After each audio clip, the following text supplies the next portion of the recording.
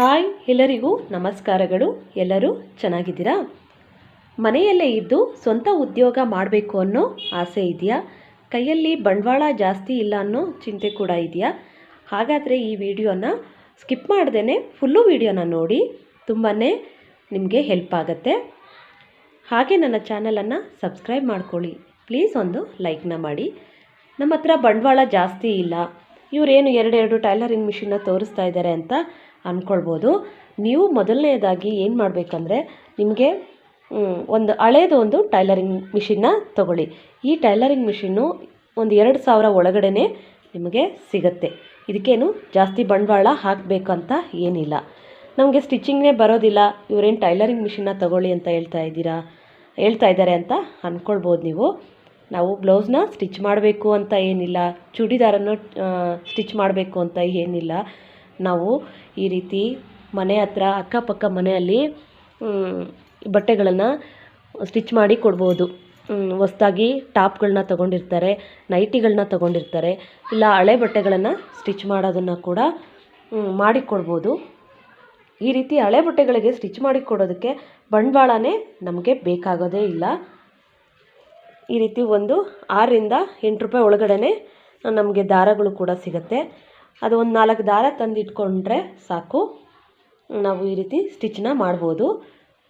ನಾವು ಈ ಮಿಷಿನ್ನ ಕಲ್ತಿಲ್ಲ ಅನ್ನೋರ್ಗು ಕೂಡ ಒಂದು 2ರಿಂದ 3 ದಿನದಲ್ಲೇ ನಾವು ಟೈಲರಿಂಗ್ನ ಮಿಷಿನ್ನ ತುಳಿಯೋದನ್ನು ಅಭ್ಯಾಸ ಮಾಡ್ಕೊಂಡು ಬಿಡ್ಬೋದು.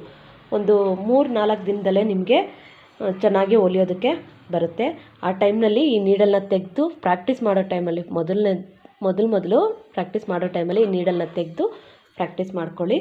ನಿಮಗೆ ಹೊಲಿಯೋಕ್ಕೆ ಬರೋವರೆಗೂ ತೆಗೀರಿ. ಹೊಲಿಯೋಕ್ಕೆ ಬಂದಮೇಲೆ ಆ ನೀಡಲ್ನ ಫಿಕ್ಸ್ ಮಾಡ್ಕೊಳ್ಳಿ. ಈ ರೀತಿ ಬಟ್ಟೆಗಳನ್ನು ಸ್ಟಿಚ್ ಮಾಡೋದ್ರಿಂದ ನಾವು ಲಾಭವೂ ಸಿಗುತ್ತೆ. ನಮಗೆ ಮನೆಯಲ್ಲೇ ನಾವು ಕೂತ್ಕೊಂಡು ದುಡಿಬೋದು. ಒಂದು ನೈಟಿಗೆ ಸ್ಟಿಚ್ ಮಾಡೋದಕ್ಕೆ 50 ರೂಪಾಯಿ ತೊಗೊಳ್ತಾ ಇದ್ದೀನಿ ನಾನು. ಒಂದು ಟಾಪನ್ನ ಸ್ಟಿಚ್ ಮಾಡೋದಕ್ಕೆ 20 ರೂಪೀಸಿಂದ 25 ರೂಪೀಸ್ನ ತೊಗೊಳ್ತೀವಿ. ಏನೊಂದು 6 ರೂಪಾಯಿ ಒಳಗಡೆ ದಾರ ಸಿಗುತ್ತೆ. ಹೋಲ್ಸೇಲಲ್ಲಾದರೆ ನಿಮ್ಗೆ ಇನ್ನೂ ಕಡಿಮೆಗೇ ಸಿಗುತ್ತೆ ದಾರಗಳು. ಅದನ್ನು ತಂದು ಒಂದು 4-5 ತಂದು ಇಟ್ಕೊಂಡ್ರೂ ಸಾಕು. ತಂದು ಇಟ್ಕೊಂಡು ಈ ರೀತಿ ಸ್ಟಿಚ್ಚನ್ನ ಮಾಡಿಕೊಂಡ್ರೆ ನಿಮಗೆ ಒಳ್ಳೆ ಲಾಭವೂ ಇದೆ. ಇದಕ್ಕೆಲ್ಲ ಬಂಡವಾಳ ಏನು ಜಾಸ್ತಿ ಬೇಕು ಅಂತ ಇಲ್ಲ. ಹಾಗೆ ನಾವು ಸ್ಯಾರಿನ ಜಿಗ್ಜಾಗು ಮತ್ತು ಫಾಲ್ನ ಮಾಡ್ಬೋದು. ಜಿಗ್ಜಾಗು ಫಾಲ್ನ ಮಾಡೋದಕ್ಕೆ 100ರಿಂದ 130 ರೂಪೀಸ್ವರೆಗೂ ತೊಗೊಳ್ತಾ ಇದ್ದಾರೆ.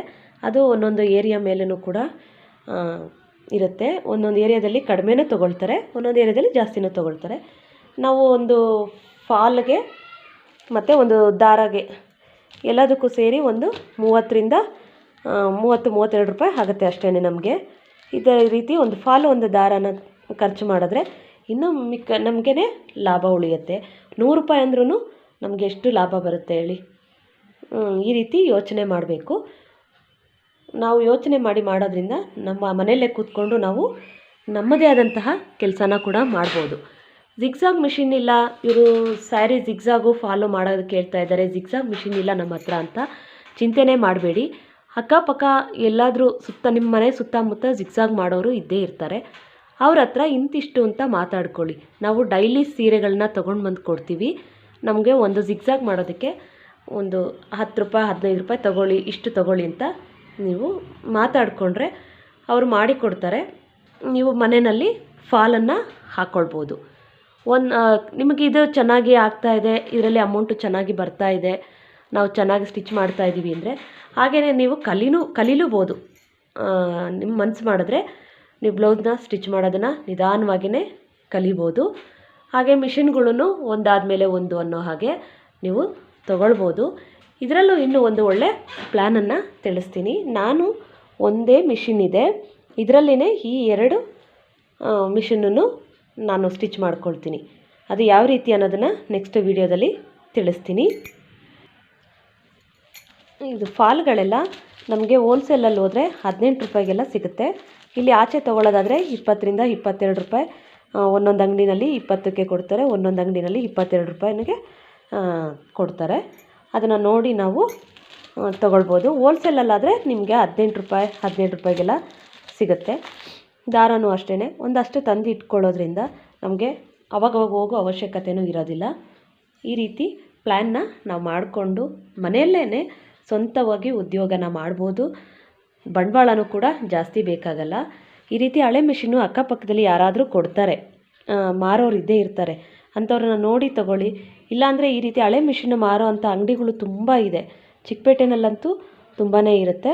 ಅಲ್ಲಿ ಒಂದು ಅಂಗಡಿನಲ್ಲಿ ಯಾವುದಾದ್ರೂ ನೋಡಿ ತಗೊಳ್ಬೋದು. ಒಂದು 2,000 ಒಳಗಡೆ ನಿಮಗೆ ಸಿಗುತ್ತೆ ಈ ರೀತಿ ಚಿಕ್ಕ ಮಿಷಿನ್ನು.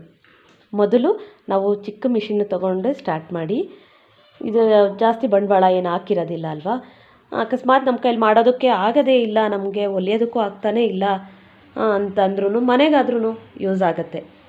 ನೀವು ಹೊಲಿತಾ ಇದ್ದರೆ ಒಂದು 2 ತಿಂಗಳು 3 ತಿಂಗಳು ಆದರೆ ಸಾಕು. ನೀವು ಮಾತಾಡೋದ್ರಲ್ಲಿ ಮತ್ತು ನೀವು ಜನಗಳನ್ನು ಯಾವ ರೀತಿ ಇದು ಮಾಡ್ಕೊಳ್ತೀರ ಅದ್ರ ಮೇಲೂ ಕೂಡ ನಿಮಗೆ ಬಟ್ಟೆಗಳು ಬರುತ್ತೆ.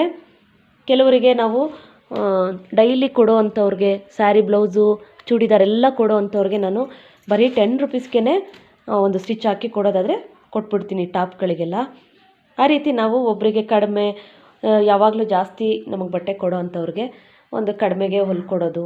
ಕೆಲವರಿಗೆ ಕೊಡೋಕ್ಕಾಗಲ್ಲ, ಅಮೌಂಟ್ ಕೊಡೋಕ್ಕಾಗಲ್ಲ, ಜಾಸ್ತಿ ಇರಲ್ಲ ನಮ್ಮ ಹತ್ರ ಅನ್ನೋರಿಗೆಲ್ಲ ನಾನು ಎಷ್ಟೋ ಜನಕ್ಕೆ ಬರೀ 100 ರುಪೀಸ್ಗೆ ಲೈನಿಂಗ್ ಬ್ಲೌಸ್ನ ಕೆಲವೊಬ್ಬರಿಗೆ ಸ್ಟಿಚ್ ಮಾಡಿ ಕೊಟ್ಟಿದ್ದೀನಿ. ನಾವು ಏನಾದರೂ ಈ ಥರ ಮಾಡ್ತಾಯಿದ್ರೆ ಅವರು ಇನ್ನೊಬ್ರಿಗೆ ಹೇಳ್ತಾ ಇರ್ತಾರೆ. ನಮ್ಗೆ ಅವ್ರ ಕಡೆಯಿಂದ ಹಿಂಗೆ ಬರ್ತಾನೆ ಇರ್ತವೆ ಬಟ್ಟೆಗಳೂ ಕೂಡ.